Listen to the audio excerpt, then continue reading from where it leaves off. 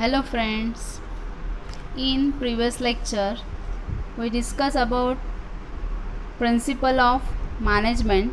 So what is management and nature of principle of management? Today we are discuss about what is the significance of management principle. So here are our code for significance of management of principles, that is Updesh. So Updesh means U for understanding, social responsibility, P for providing useful insights to manager, D for develops objective approach, E for encourage research and development, S for scientific decisions, and H for helps in efficient utilization of resources.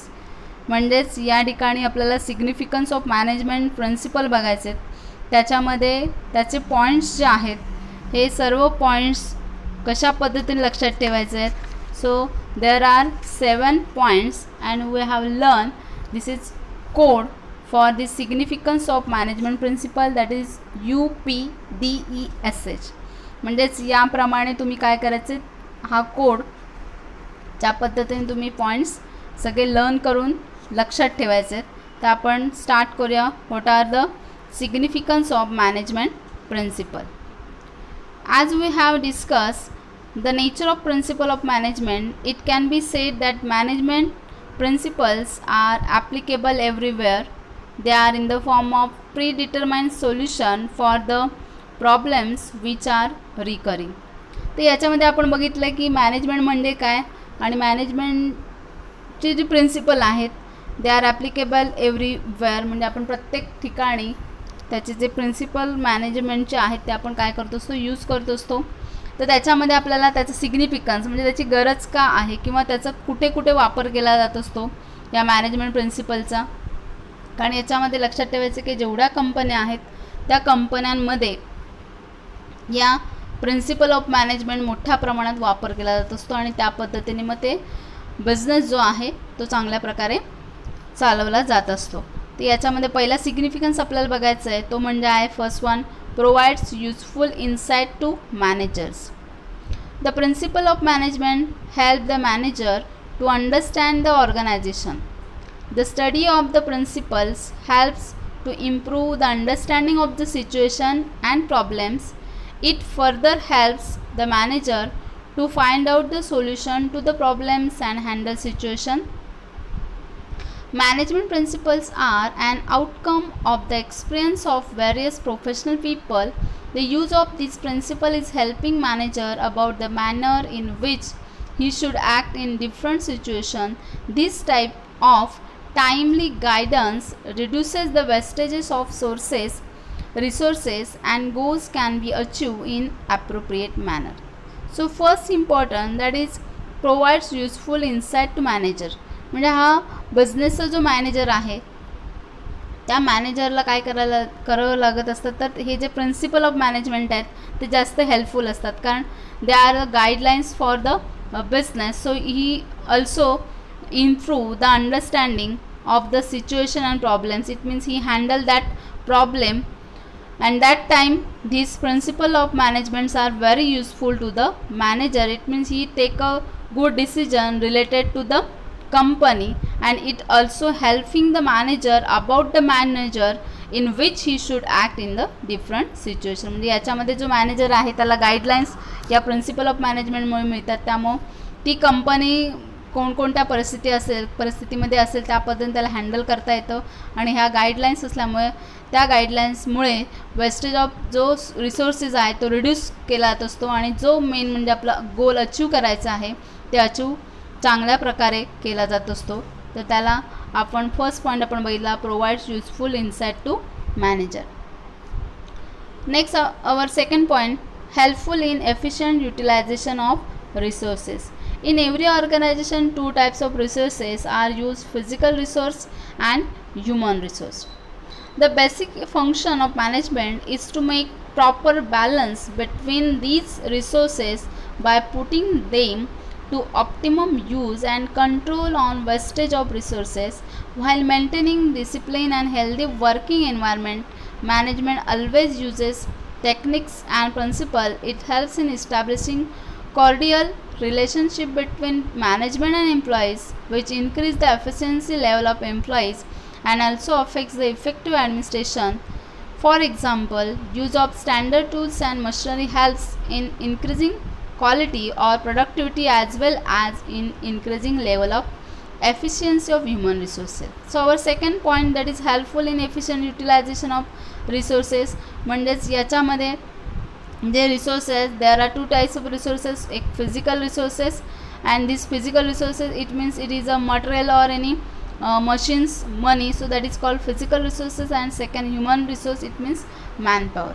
म्हणजेच बघा इथं आपण एक example घेऊ शकतो. एखादा business आपल्याला form करायचा आहे, तर फॉर्म करायचं म्हणजे आपण समजा त्याच्यामध्ये एखादा ब्युटी पार्लर आपण चालू केलं, बरोबर. मग हे ब्युटी पार्लर चालू केलं तर त्याच्यामध्ये ब्युटी पार्लरसाठी जे लागतं सामान ते सगळं, आणि त्याचबरोबर चेअर असेल, त्याचप्रमाणे कोम जो आपल्याला लागतो ते, आणि इतर प्रकारचे जे फेशियल किट असतील, तर त्याला आपण म्हणतो physical resources. So it is called physical resources, material, machines आणि जे काय असेल मनी ते. तर आणि त्यासाठी आपलं पार्लर चालवण्यासाठी अजून आपल्याला 2-3 पर्सन्स लागणार किंवा लेडी आयटम लागणार आहेत, तर त्याला आपण काय म्हणतो, ह्युमन रिसोर्सेस. ओके. मग यासाठी आपण काय करतो की त्या रिसोर्स जे आहे कंपनीचं, त्याच्यामध्ये त्या रिसोर्सचा जास्तीत जास्त ऑप्टिमम यूज करणार आहोत आणि जो वेस्टेज आहे तो रिड्यूस करणार आहोत. म्हणजेच या प्रिन्सिपल ऑफ मॅनेजमेंटमुळं काय होतं, it helps to establishing coordinal relationship also, and also that company maintain discipline and healthy working environment. म्हणजेच त्याच्यामध्ये डिसिप्लिन पण राहू शकतं मॅनेजमेंटमध्ये. त्याचप्रमाणे हे जो टॉप लेवलचे जे एम्प्लॉईज असतील किंवा मॅनेजमेंट असेल, टॉप लेवल, बॉटम लेवल, त्या सगळ्या लेवलमध्ये या प्रिन्सिपल ऑफ मॅनेजमेंटचा वापर केला जातो. त्यामुळे त्या कंपनीची जी क्वालिटी असेल किंवा प्रोडक्टिव्हिटी असेल ती जास्तीत जास्त इन्क्रीज होत जाते. So it is helpful in efficient utilisation of resources. Third point, scientific decisions. In business organization, a scientific decision means systematic or balanced decision. Principle train the managers to handle critical situation tactfully. Otherwise, the manager have to work always with trial and error method. With the use of various management principle, one can get an idea about how to analyze the situation, to search alternative options and their results. So our third point, that is scientific decision. So in our previous lecture, that nature of principle of management, so we know that there is a principle are formed by practice and experiment. म्हणजेच याच्यामध्ये मोठ्या प्रमाणात research पण केला जात असतो. Practice करण्यासाठी पहिल्यांदा रिसर्च केला जात असतो. त्यामुळे सायंटिफिक डिसिजन घेण्यासाठी या प्रिन्सिपल ऑफ मॅनेजमेंटचा सगळ्यात मोठा उपयोग होतो. आणि त्यामुळे प्रिन्सिपल जे आहेत किंवा त्या कंपनीचे जे मॅनेजर असतील, तर त्यांना पहिल्यांदा काय केलं जात असतं, how to handle that situation. So that time they train the managers to handle critical situation. म्हणजे त्यांना ट्रेनिंग दिलं जात असतं आणि त्याप्रमाणे मग ट्रायल काही असतील तर ते ट्रायल करून त्याप्रमाणे त्याच्यामध्ये कोणकोणत्या अजून एरर येऊ शकतात त्यासाठी प्रॅक्टिस करून मग त्याच्यामधून एक सोल्युशन काढलं जात असतं. So here, with the use of various management principles, one can get an idea about how to analyze the situation. मग त्याप्रमाणे मग काय केलं जात असतं की त्याच्यावर ॲनालाइज करून त्या पद्धतीने कोणकोणत्या आयडियाज वापर करून त्याच्यावर सोल्युशन काढलं जातं आणि मग रिझल्ट बघितला जातो. So it is that is a scientific decision taken by the company. Next, understanding social responsibility. Management principles are based on every aspect of organization. They are not developed only from viewpoint of handling the resources effectively, but they guide management in understanding social responsibility of organization so that they can focus on providing quality products at reasonable prices, avoiding artificial monopolistic situation in market, fair compensation, fair remuneration, change in environment, healthy working place, standards tool and machinery. So our fourth point, that is understanding social responsibility. Management principles are based on every aspect of organization. They are not developed only from the view of handling the resources effectively, but they guide management in understanding social responsibility of organization. म्हणजे हा business जो असतो तो business form केल्यानंतर फक्त ती company फक्त ते रिसोर्स चांगल्या प्रकारे हँडल करून म्हणजेच फक्त जास्तीत जास्त प्रॉफिट मिळवणं हा त्यांचा प्रॉफिट मोटिव्ह तर असतोच, पण त्याचप्रमाणे त्यांची सोशल रिस्पॉन्सिबिलिटी पण असते. म्हणजे एखादा प्रोडक्ट जे असेल त्याची चांगली क्वालिटी प्रोव्हाइड करणं, त्याचप्रमाणे तो प्रोडक्ट रिजनेबल प्राइसेसमध्ये अवेलेबल करून देणे, त्याचप्रमाणे आर्टिफिशियल मोनोपॉलिस्टिक सिच्युएशन असेल, मोनोपॉली असेल एखाद्या प्रोडक्टची, तर ते सुद्धा अवॉइड करून कस्टमरला चांगल्या पद्धतीने क्वालिटीचा माल प्रोव्हाइड करणे कमी प्राइसेसमध्ये, त्याचप्रमाणे कॉम्पिटिशन, फेअर कॉम्पिटिशन, तसंच फेअर रेम्युनरेशन, ह्या सर्व ज्या गोष्टी आहेत, हेल्दी वर्किंग प्लेस, या पद्धतीने हँडल करून सोशल रिस्पॉन्सिबिलिटी प्रोव्हाइड करायचं काम या प्रिन्सिपल ऑफ मॅनेजमेंटमुळे शक्य होते. Next, encourages research and development. Principle of management are dynamic. Their nature goes on changing along with the changes in the business world. Over the years, they have developed to suit the current need. It establishes the managers to bring constant improvement in them. Management adopts new trends at working place automatically. These guidelines help management to make comparison of use principles with its expected outcome. If needed, management can modify the principle according to situation, as the management is having liberty to take the decision at their own. This training helps in developing scientific approach towards research and development and growth and development of organization. For example, R&D department which works on finding new techniques in the field of production, finance, marketing and human resources, etc. So our fifth point, that is encourage research and development, that is R for research and D for development. म्हणजेच principal of management हे dynamic आहेत. या कंपनीमध्येच म्हणजे बिझनेसमध्ये जेव्हा कोणतेही rule apply केले जात असतात तेव्हा त्याचा रिसर्च केला जात असतो आणि त्याप्रमाणे मग रिझल्ट घेतले जात असतात. म्हणजे त्याप्रमाणे रिसर्च अँड डेव्हलपमेंट केलं जात असतं.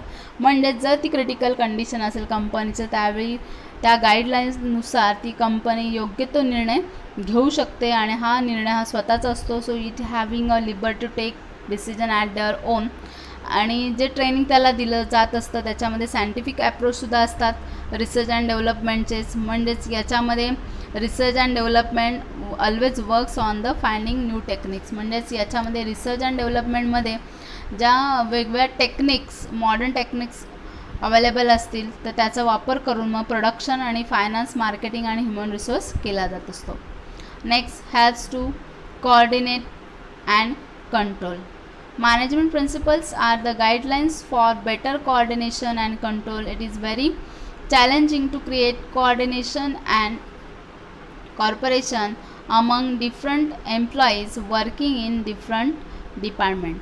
It is also difficult task for manager to keep control on the performance of employee. Management principle offers suitable system while establishing coordination and control. So our sixth point, that is helps to coordinate and control.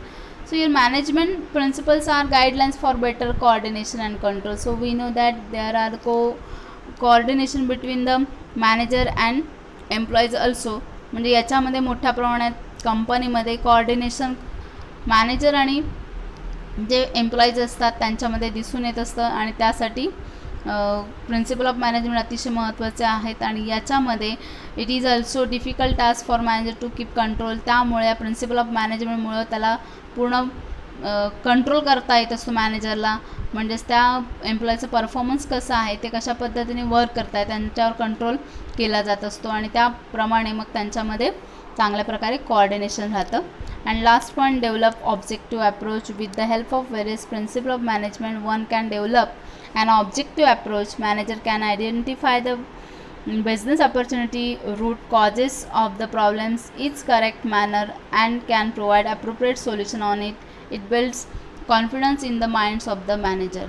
So here also this principle of management provide objective approach. It means it provide appropriate solutions. म्हणजे याच्यामध्ये आपल्याला माहिती आहे की management of principle हे guidelines आपल्याला देतात. त्यामुळे त्यामध्ये जो मॅनेजर आहे तो मात्र काय करत असतो, कोणती क्रिटिकल सिच्युएशन असेल किंवा चांगल्या बिझनेससाठी कोणती अपॉर्च्युनिटी मिळत असेल तर त्यावेळी ते आयडेंटिफाय करून त्या प्रमाणात तो करेक्ट मॅनरमध्ये वापर करून त्याला व्यवस्थित रिझल्ट देता येत असतो. त्यामुळे त्याच्यामध्ये कॉन्फिडन्स एक तयार होत असतो की तो त्या बिझनेससाठी कोणकोणत्या टेक्निक्स यूज करून त्या बिझनेसचा डेव्हलपमेंट कसं करता येईल ते बघत असतो.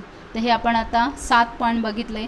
याच्यामध्ये आपण लक्षात ठेवायचे की या significance of significance of management of principle याच्यामध्ये आपण कोड लक्षात ठेवायचा तो म्हणजे अपडेश, आणि हा UPDESS हा कोड आहे. त्या पद्धतीने आपल्याला याचे पॉईंट्स लक्षात ठेवायचे आहेत. नेक्स्ट आपण घेणार आहोत थेरीज ऑफ मॅनेजमेंट. म्हणजेच याच्यामध्ये हेनरी फेयलचे 14 प्रिन्सिपल्स आपल्याला बघायचे आहेत की या मॅनेजमेंटसाठी सगळ्यात महत्त्वाचे जे थेरीज आहेत ते हेनरी फेयलने आपल्याला दिले आहेत. त्याचे प्रिन्सिपल आपल्याला बघायचे आहेत नेक्स्ट व्हिडिओमध्ये.